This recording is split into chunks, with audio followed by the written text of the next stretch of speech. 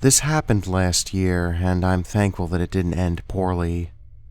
Back then, I was renting a workshop for office space for my small business in the downtown area of my city. I hadn't bothered to put up any signage outside at all because the space was used as a workshop or storage for production, so very few customers would ever be coming by. I also didn't post the address on my business cards. This city is better known as the Armpit of Ontario. My space was at the back of the building, and the other offices were used by companies with little to no foot traffic outside of their regular staff. My staff came in on Monday, Wednesday, and Friday, but I would go in by myself on the odd Tuesday if there was enough work to support it. When there alone, despite being a tiny woman, I never locked the main office door until after 5 p.m. because I felt safe. On this particular Tuesday, I'm working away in the middle of the day at the back of the office. I'm playing music because I'm solo and trying to stay motivated. Somehow over the music, I hear the hinges on my front door squeak like someone's just come in. For reference, the main door to my office opens to a hallway. My office has 4 rooms, one large workshop to the left of the entrance, one smaller office directly across from the entrance, and 2 offices to the right. The furthest one to the right is what I call the back room. Oh, and there's no bell or anything when the front door is opened. After hearing the squeaky hinges, I pop my head out of the back and see no one at the door or in the hallway. I also didn't hear the door close at all or any footsteps, just the squeak. When I look out, the door is still closed and everything looks fine, but something in my gut is saying to double check. So I start walking up the hallway toward the main room. As I get to the entrance, I casually turn my head to glance in the room directly across from the entrance, and I am instantly terrified. There is a woman standing in there, in the dark, looking back at me, pupils like saucers. I'm startled as shit, but my brain hasn't caught up enough to make me get the fuck out of my office, despite having a super creepy vibe.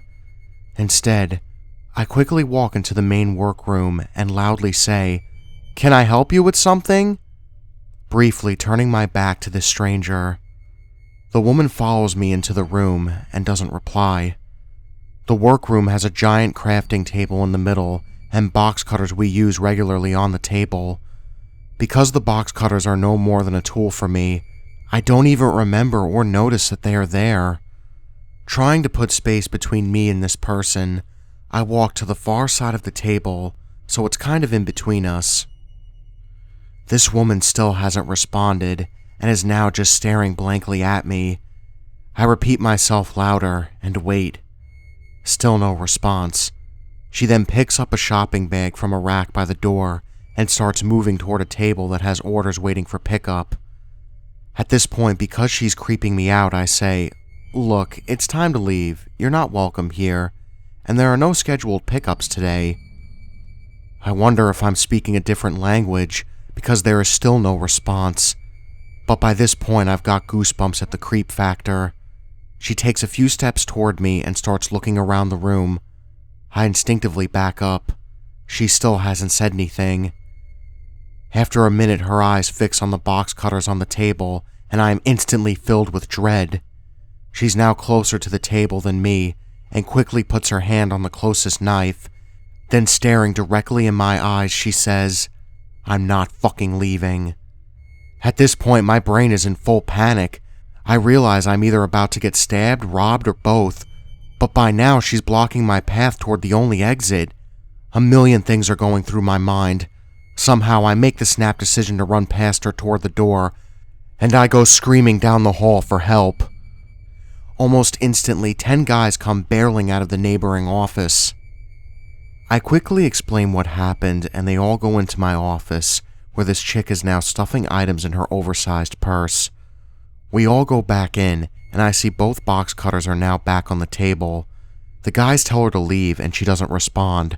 Finally, one of the guys takes a few steps toward her, and she points at me and says, "She told me I could look around." The guy says back, "Yeah, and donkeys fly. Put back whatever you just stuffed in your purse and leave." She doesn't budge, and the guy finally loses his patience. He grabs her arm and starts forcing her toward the door. She finally leaves, and I call the cops. The best part? The cops don't even come to take a report. They tell me on the phone that because she didn't say, "I'll stab you," or verbally threaten me, there's nothing much to report unless I can tell them exactly what she took. I call back later after a quick inventory, and no one from LE follows up until a week later. There's a video of her in the main lobby for the offices, so I offer that to them. I also give a description of her and repeat what happened. Turns out they know exactly who she is. She's a known drug addict, prostitute who has a long rep sheet and is prone to violence.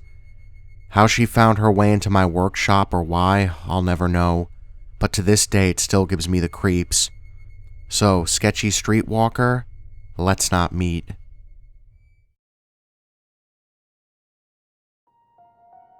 When I was 18, I got a job at Walmart. Small town, not much else there for someone fresh out of high school. I'd been there about a month and worked in the jewelry department, usually from mid-afternoon until the department closed at 9 p.m., and I would close the department myself, but obviously, Walmart is open 24 hours, so other people were always around. One night, I'm locking the cases up and putting things away, and an overnight stalker walks by and says, "Hi." I look up and smile and say hi back, then go about my business. This guy, the only way I can describe him is to say he looks like one of the Bee Gees. Shoulder length, frizzy hair, kind of a bouncy hop to his step when he walked, mid-50s. This started to become a regular thing. On nights I closed by myself. He'd walk by and say hi, and I would say hi back. That's it. No conversations ever took place. Then on my birthday, a few of my friends who worked there got me a cake, and I hugged them and said thank you.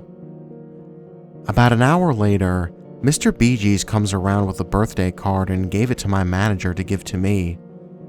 My manager thought it was extremely funny that this weirdo got me a card, until I opened it. "Happy birthday. I saw you hugging those guys earlier.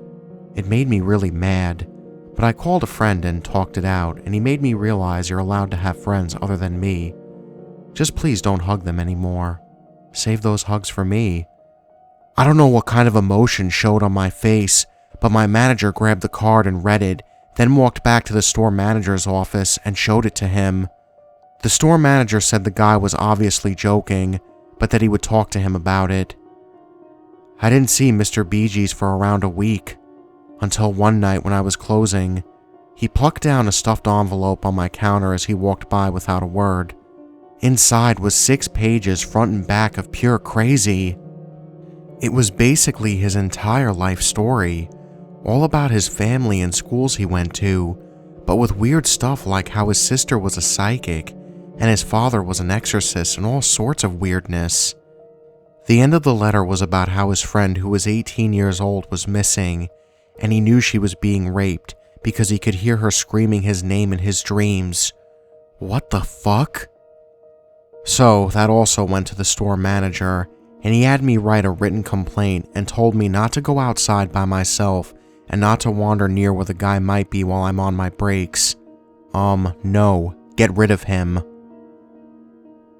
2 nights later, I was finishing up for the night, and the way the counter is set up is there is one opening and the counters go all the way around both sides.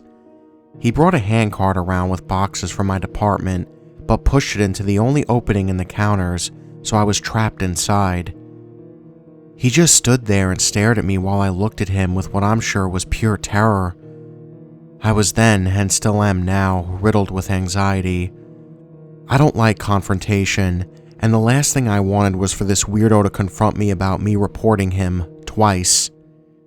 He whispers, "Sorry, didn't mean to scare you." I turned around and started finishing my closing task, pretending he wasn't there even though I could feel him watching me. After a few minutes, I just looked at him and said, "Weren't you told to stay away from me?" He gave me this gross predator grin and said, "Jimmy asked me if I was joking. I told him I was." Then he leaned in as close to me as he could get with the counter between us and whispered, "But I'm not joking." Then he walked away. For 2 weeks after that, he would randomly show up wherever I was. I would leave for lunch, he would be there. Even non-work places. I would go to the mall, he would be there. Another department manager told me he had been reported by 4 other people over the last 2 years for very similar behavior. I again went to my store manager, who told me the guy was harmless and maybe had a little bit of a crush. He was in his 50s and I was 18 during this crap. A week later, I gave my notice and quit. He still works there, 13 years later. Still gives me the heebie-jeebies.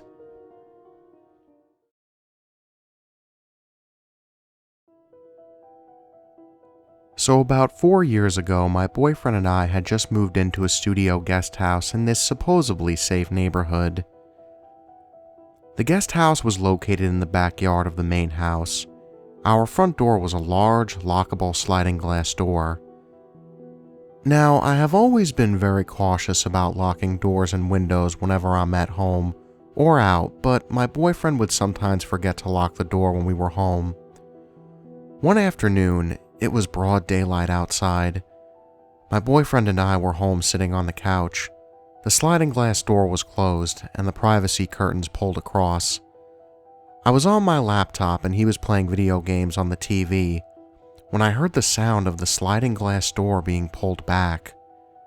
I looked over to see the curtain being swept back and the head of a guy in a fucking ski mask looking directly into the room. He disappeared as soon as he saw us. I gasped in shock. My boyfriend jumped off the couch and ran over to the door.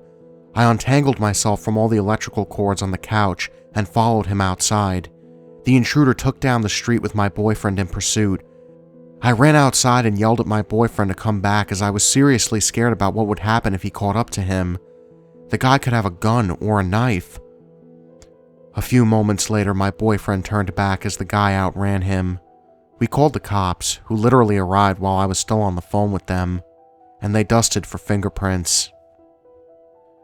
The police said that he was probably intending to break into the main house, but got distracted by the guest house and thought he would see if he can get inside. At the time, our landlady was on vacation, and when we told her about it, she was very thankful that we had intercepted him before he could break into her house. We also think that he had been casing the house and saw that there was no car in the driveway where there usually was one. We also think that he had been casing the house and saw that there was no car in the driveway where there was usually one.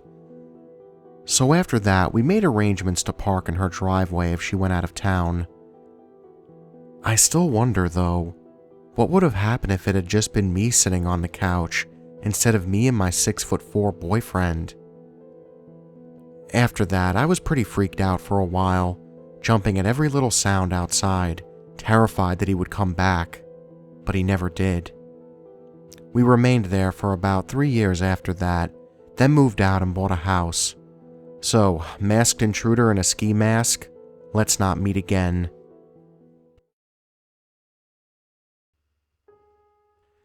This took place during the late summer of 1993. I was living in Montana but had a boyfriend in British Columbia, and I often traveled between the two places.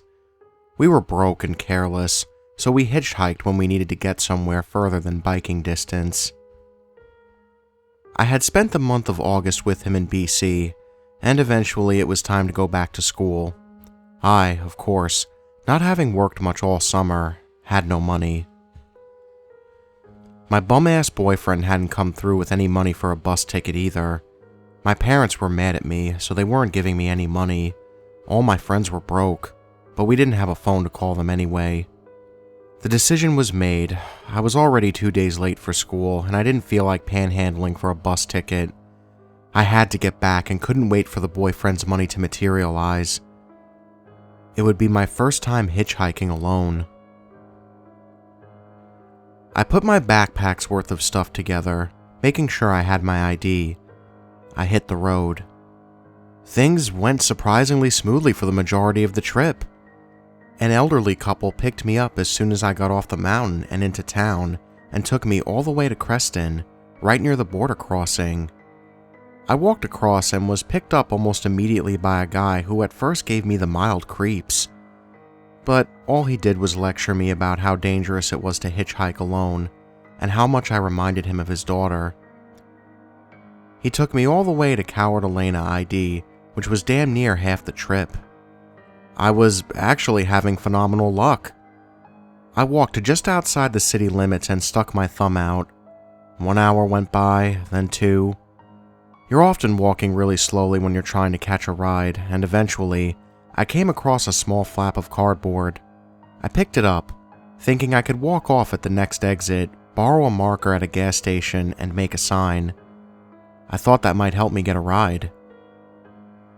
So I'm walking along a little faster now, and suddenly I see something moving in my peripheral vision. I tense up, look, and see that it's a 2-foot-thin, dark snake trying to get over the cement guardrail to the shoulder. He was never going to make it. He was kind of trying to throw himself over it sideways. I happen to kind of like snakes, and he looked pretty harmless, so I used my sign as a shovel and pitched him over the wall. In hindsight, I should have realized the snake was a bad omen. Before I could reach the next exit, a car slowed to a stop. It's always creepy when a car stops and you're walking up to it, trying to judge if it's Ted Bundy or just an eccentric like you. My heart always sank a little when it would be a single man, but I soon realized he wasn't alone. There was a kid in the front seat who looked about 10 or 13. The guy was a little too friendly, but what was he going to do? Murder me in front of the kid? I decided to get in. The man was pretty chatty, introducing the kid as his nephew. He said they were driving back to where they lived in St. Louis from visiting his brother in Seattle, so the kid could visit his grandma. The kid hardly said a word. If I remember, and it's been a very long time, it's about 3 hours to where I lived from Coward Elena. He was taking Highway 90 right past the city I lived in, so I was relieved I wouldn't have to get out of the car and thumb it again. The first hour goes by, and it's friendly chit-chat, lots of family anecdotes and general small talk. The switchblade my boyfriend gave me was cradled in the bottom of my palm the whole time, up my sleeve and out of view, but I began to relax a little. He kept up the friendly chatter, but eventually the questions he was asking took a raunchier turn. Like, did I have a boyfriend? What was he like? What did we like to do? What was our favorite position? What? I silently panicked, like, oh fuck, this guy's a creep after all. My instinct was to play along with his conversation while I tried to figure out what to do. I was pretty sure the drink he had in the console had more than pop in it, because you could see him physically getting looser as the drive went on. He kept asking gross questions, and I was so embarrassed for his nephew, but still playing along.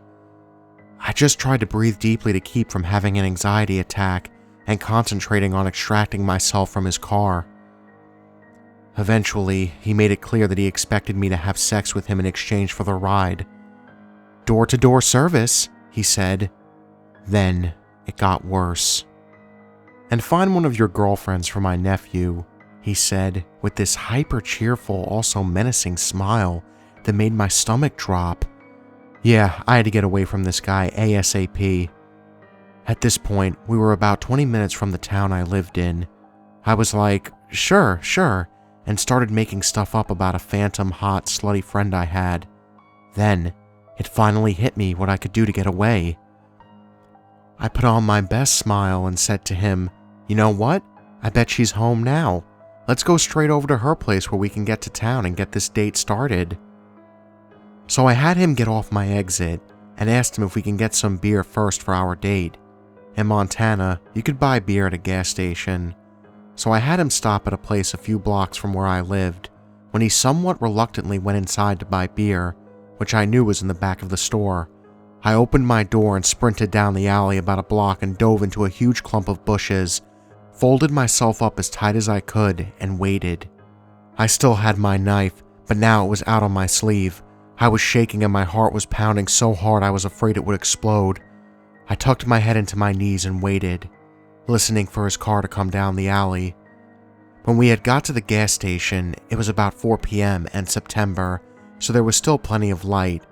I stayed in those damn bushes until nightfall, and then I finally sprinted home. His car never came down the alley, but I could hear him yelling for me. He sounded pissed. I got in my front door, locked the deadbolt, and collapsed.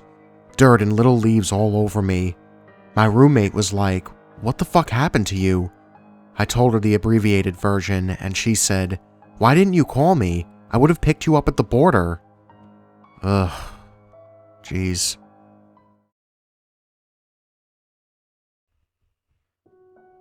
I had just moved into a new flat with some friends for university. At this point, we didn't know the area well, and we were still getting our feet on the ground. We had a large chain supermarket a few blocks from us, and none of us had a car, so that's normally where we'd go for shopping because it was in walking distance. The supermarket had a foyer with some benches, so normally whoever finished shopping first would wait for the others there. On this day, my flatmate Kate finished shopping before the rest of us, so she went out to wait on the foyer in the front. It was late evening and the store was winding up, so she was basically alone in the foyer. She'd bury herself in her phone when a man sat down next to her on the bench, much closer than was comfortable. Now, we live in a small city in a small country where there isn't a lot of racial diversity, so it's worth mentioning that this guy was black. She later told me it was the first time she'd ever met an African person. There really just aren't many of them in our country, let alone our city. He was wearing a completely black suit that didn't fit him, and he smelled overpoweringly of cologne and cigarettes. Kate told me he smelled like he hadn't washed in a while too. According to her, there was a fairly long pause after he sat down, and the conversation went something like this. "Hello. Hi. You have beautiful hair." "Thanks. What's your name?" Louisa. Yours?" "I'm from Somalia."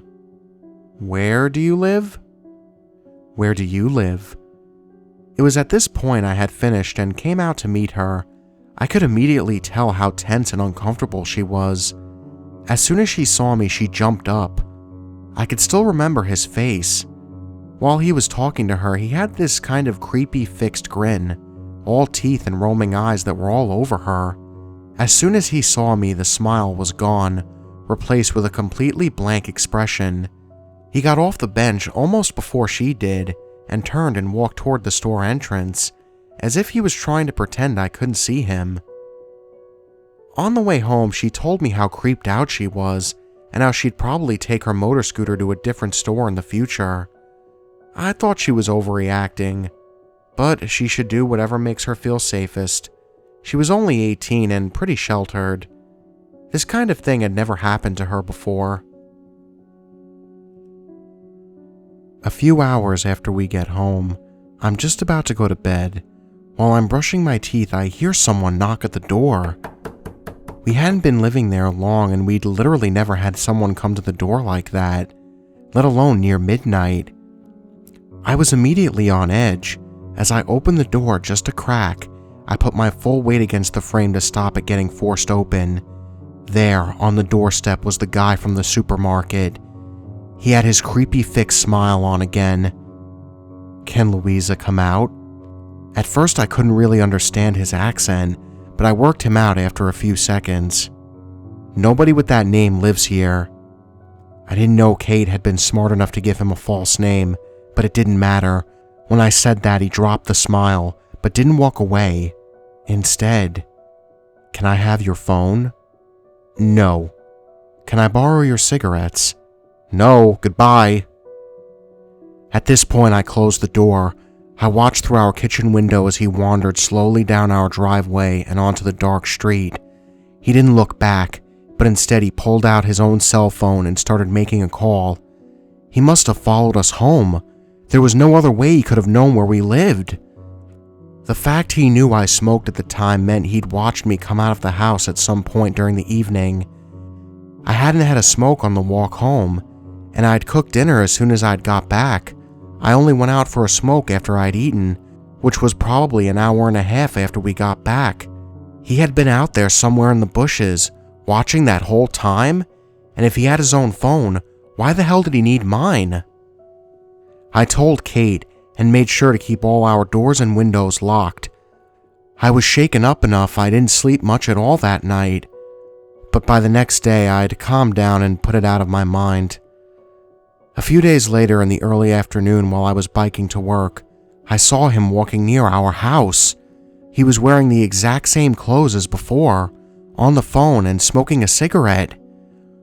Almost as soon as I got to work, I got a call from one of my other flatmates. The guy had knocked on the door again, once again asking for Louisa. I told him the story quickly before I clocked in for my shift, and he promised to keep an eye on things during the evening. That was the last I heard of our odd visitor for months.